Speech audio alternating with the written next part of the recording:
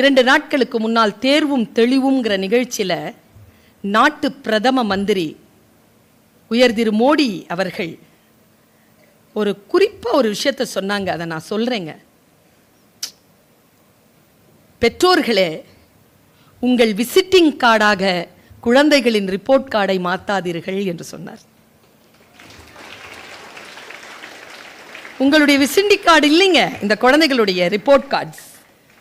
என் குழந்தை இவ்வளோ மார்க் வாங்குறா, என் குழந்தை அவ்வளோ மார்க் வாங்குறா, என் பிள்ளை இவ்வளோ படிச்சிருக்கா, என் பிள்ளை அவ்வளோ படிச்சிருக்கா, அது உங்களுடைய ரிப்போர்ட் கார்டு இல்லை, உங்களுடைய விசிட்டிங் கார்டு இல்லை. அது குழந்தைகளுடைய progress card. Let them progress. குழந்தைகளே, நீங்கள் எந்த ஒரு ப்ரெஷருக்கும் உட்படாமல் என்ஜாய் பண்ணி இஷ்டப்பட்டு அதை படிங்க. ஒரு விஷயத்தை புரிந்து கொள்ளுகின்ற பொழுது உங்கள் மனதிலே ஏற்படுகின்ற மகிழ்ச்சியை கொண்டாடுங்கள். ஒரு கான்செப்ட் இருக்கா, அந்த கான்செப்டை புரிஞ்சுக்கிட்டியா, கொண்டாடு. அடுத்தவர்களோடு பகிர்ந்து கொள். ரொம்ப குறிப்பா ஒரு விஷயத்தை சொல்றேன். யாரோட இந்த வகுப்பு முடிகிற வரைக்கும் யாரோட நட்பா இரு தெரியுமா? உன் எனர்ஜியை குறைக்காத, உன்னை என்டர்டெயின்மெண்ட்ல ஈடுபடுத்தாத, உன்னுடைய நேரத்தை குழப்பாத மனிதர்களோடு, ஸ்டூடெண்ட்ஸோட கூட இரு.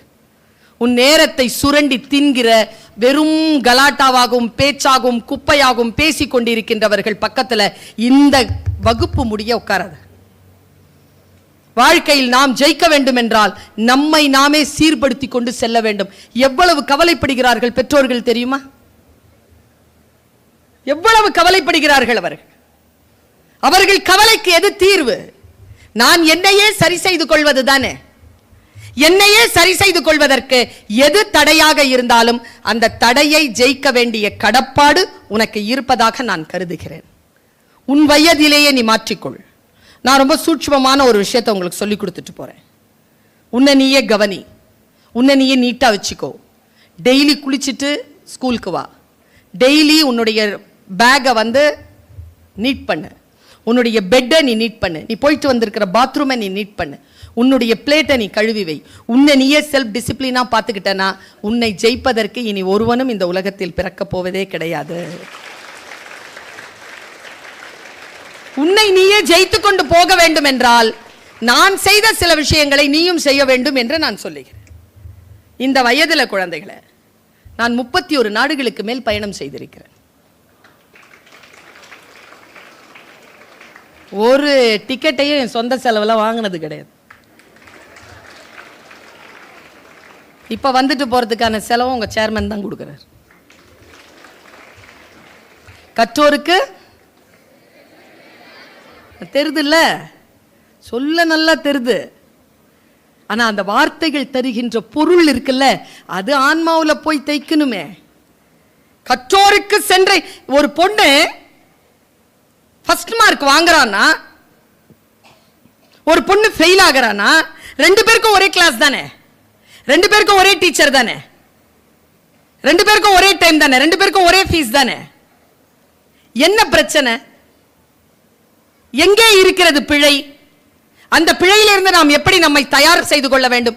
நான் இப்படி சொல்றேன் பாரு, உனக்கு ஒரு ஸ்ட்ராட்டஜி சொல்லித்தரேன்.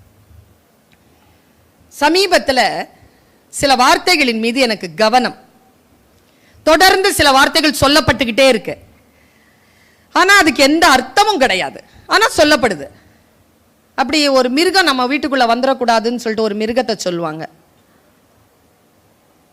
அது வந்தா வீடு உருப்படாது. ஆமை. அது என்ன சொல்லுவாங்க மேடம்? ஆமை புகுந்த வீடும் அமீனா புகுந்த வீடும். நான் ஆமை எப்பாவது நம்ம வீட்டுக்கு வந்திருக்கா மேடம்? அது நம்ம குடும்பத்துக்கு எடுத்துருக்குதா? ஏன் சொல்லிக்கிட்டே இருக்கோம்? அதை என்ன காரணம்? எனக்கு வேற இந்த அமீனா புகுந்த வீடுனோட திக்குன்னு சின்னடா, அது நம்ம வீட்டு புள்ள பேரா இருக்குது, அது யார் வீட்டை போய் குழப்புச்சின்னு பார்த்தா அது ஏதோ அரசாங்கத்திலேருந்து வந்த என்க்ரோச்மெண்ட்டு வளர்க்குறதுக்கான அந்த ஆளுக்கு பேர் அமீனாவான். அதை ரிக்வெஸ்ட் பண்ணி பேரை மாற்றணும்னு சொல்லணும். சில வார்த்தைகளுக்கு அர்த்தமே கிடையாது குழந்தைகள். ஆமை புகுந்த வீடு உருப்படாதுன்னு சொல்றாங்கல்ல, நீ கொஞ்சம் போய் இன்னைக்கு ஆமைகளை பற்றி கொஞ்சம் யோசிச்சுப்பார். நமக்கு ஆமைங்கிறது தர்த்தரத்திற்கான குறியீடா எப்போ மாறுச்சு? யார் மாத்தனா? அதனுடைய எனர்ஜி லெவல் என்னது. நான் ஹாங்காங் போயிருக்கும்பொழுது பக்கத்தில் தான் மக்காவ், சீன நாடு. அது என்கிட்ட ஷெங்கான் விசா இருந்தது. நான் உள்ளே போனேன். உள்ளே போய் பார்க்குற ஒவ்வொரு வீடுகளுக்கு கிட்டையும் நம்ம அகல் விளக்கு வைப்போம்ல, அப்படி ஆமை என்னுடைய பொம்மை வச்சுருக்காங்க. அவங்க ஆமையை செல்வ செழிப்பான ப்ராஸ்பரஸ்க்கான ஒரு விஷயமா வைக்கிறாங்க சீன நாட்டில். இப்போ என் வீட்டில் அது இப்படி தான் சொல்லுவாங்க தெரியுமா. இப்போ கிறிஸ்துவர்கள் பாம்பை சாத்தான்பாங்க, இந்துக்கள் நான் ஒன்று சொல்கிறேன், பாம்பு சாத்தான்னு கிறிஸ்துவர்கள் சொல்கிறதும் பாம்பை சாமின்னு இந்துக்கள் சொல்கிறதும் பாம்புக்கு தெரியுமா? உனக்கு எப்படி தெரியாது? தெரியுமா தெரியாதான்னு டக்குன்னு பதில் சொல்லவே கூடாது, கவனிச்சிக்கணும். உன் வேலை லேர்னிங் தான், ஜஸ்ட் லேர்ன். நான் இந்த ஆமை விஷயம் சொல்கிறதுக்கு முன்னால் ஒரு விஷயம் சொல்கிறேன். நீ எவ்வளோ அலர்ட்டாக இருக்கிறன்றதை பார்க்குறதுக்கு சொல்கிறேன். 50 பேர் ஓடிட்டு இருக்கிறீங்க ஒரு ஓட்டப்பந்தயத்தில், சரியா? நீயும் ஓடுறதில்ல, மேரத்தான் ஓடிக்கிட்டே இருக்கிற நீ 2வது ஆளை தாண்டிட்ட. இப்போ உன் பொசிஷன் என்ன? ஃபஸ்ட்டுன்னு சொன்னதெல்லாம் ஃபெயிலு, 2வது ஆளை தானே தாண்டி இருக்கிற. உனக்கு முன்னால் ஒருத்தன் ஓடிட்டு இருக்கான்ல, யோசிக்கிறதே இல்லை. சரி, இன்னொரு கேள்வி கேட்குற, நிமிர்ந்தோக்காரு. இன்னொரு கேள்வி கேட்குறேன். 50 பேர் ஓடிட்டு இருக்கிறீங்க, கடைசி ஆளை தாண்டிட்ட. இப்போ உன் பொசிஷன் என்ன?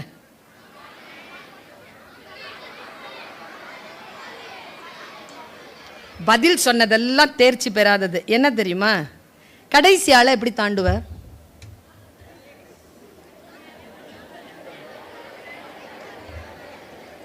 இங்க பாரு, கேள்வி இப்படிதான் வரும். நிதானமா இருந்தா பதில் சொல்லலாம், பதறிட்டனா பதில் சொல்ல முடியாது. 4வது மாடிக்கு கூட்டிட்டு போய் குஞ்சன் சக்சேனாவை சொன்னாங்க, the first lady of air force. 4வது மாடிக்கு போய் சொன்னாங்க குதின்னு, அதான் அவளுடைய இன்டர்வியூ. எல்லாரும் குயிட் பண்ணிட்டாங்க. குஞ்சன் சக்சேனா என்ன தெரியும் பண்ணா, 4வது மாடியில் நிக்கிறா, ஜம்ப் அப்படின்னாங்க. டர்ன் பண்ணி உள்ள ஜம்ப் பண்ணிட்டா, ஜெயிச்சிட்டா. Listen, learn, listen, learn, observe, learn, listen, learn. அதுக்கு தான் இந்த வயது. எதையுமே கற்றுக்கொள். ஒரு ஒரு ஒரு ஃபோர்ஸான ஒரு ஆளா கத்துக்கோ. நான் சொல்ற பாரு, இப்போ ஒரு ஆமை, நான் உடனே போய் அதனுடைய யூடியூப்ல போய் அதை பத்தி யோசிச்சேன். நான் 4 விஷயம் சொல்றேன் பாரு ஆமை பத்தி. You will be so happy to know about it. இந்த உலகத்தில் இருக்கிற ஜீவராசிகள்லயே, உலகத்தில் இருக்கிற ஜீவராசிகளிலேயே அதிக வாழ்நாட்கள் வாழக்கூட, எப்படி தெரியாது? தெரியுமா தெரியாதான்? டக்குன்னு பதில் சொல்லவே கூடாது, கவனிச்சிக்கணும்.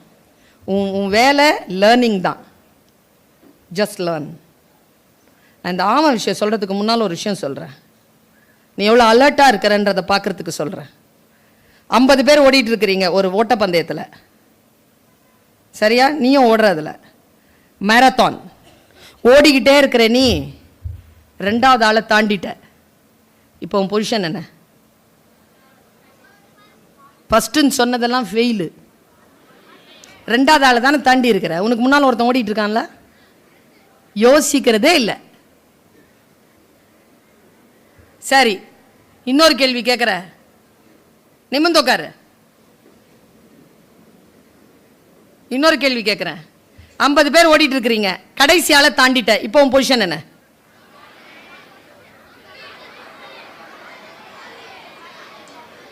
பதில் சொன்னதெல்லாம் தேர்ச்சி பெறாதது. என்ன தெரியுமா?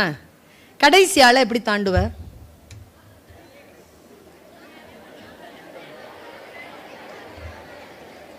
இங்க பாரு, கேள்வி இப்படிதான் வரும். நிதானமா இருந்தா பதில் சொல்லலாம், பதறிட்டனா பதில் சொல்ல முடியாது. 4வது மாடிக்கு கூட்டிட்டு போய் குஞ்சன் சக்சேனாவை சொன்னாங்க, the first lady of air force. 4வது மாடிக்கு போய் சொன்னாங்க குதின்னு, அதான் அவளுடைய இன்டர்வியூ.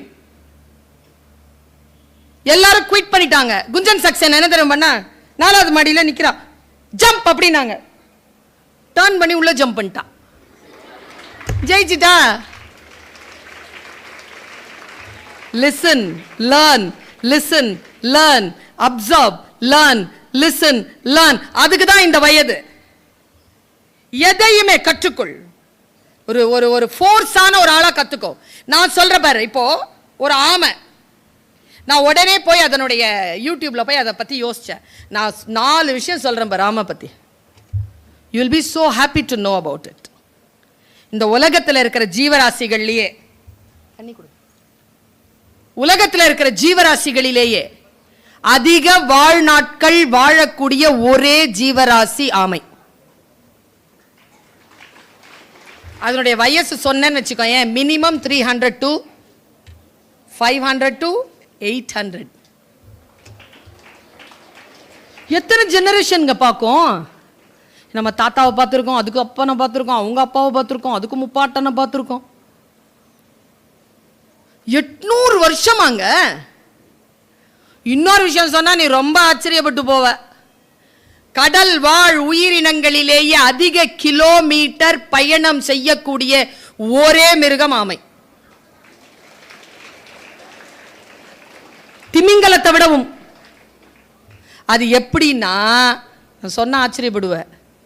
என்ன செய்யுமா, மூட்டை இருக்குல்ல, அது மேல உனக்கு புக்கு மூட்டை இருக்குது, நீ ஆமைதான். நீயும் அதிக வாழ்நாள் வாழப்போகின்ற ஆமை, நீயும் அதிக நாட்கள் பயணம் செய்ய போகின்ற ஆமை. நான் ஆசீர்வதிக்கிறேன். இதுல